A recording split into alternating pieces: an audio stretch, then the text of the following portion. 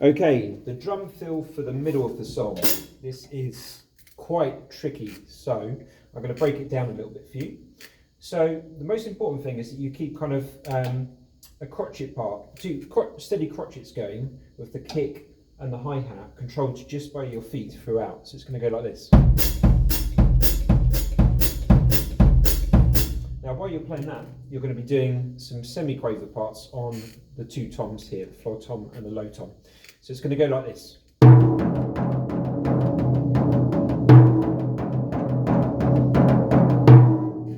I'm going to put it together really slowly for you. So it goes like this.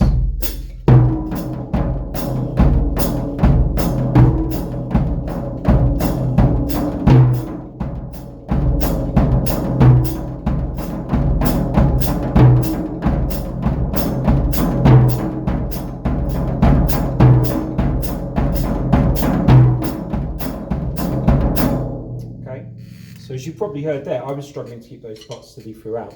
So that's the challenge, it's playing that part really steady while you do the semi-quaver part at the same time. Good luck.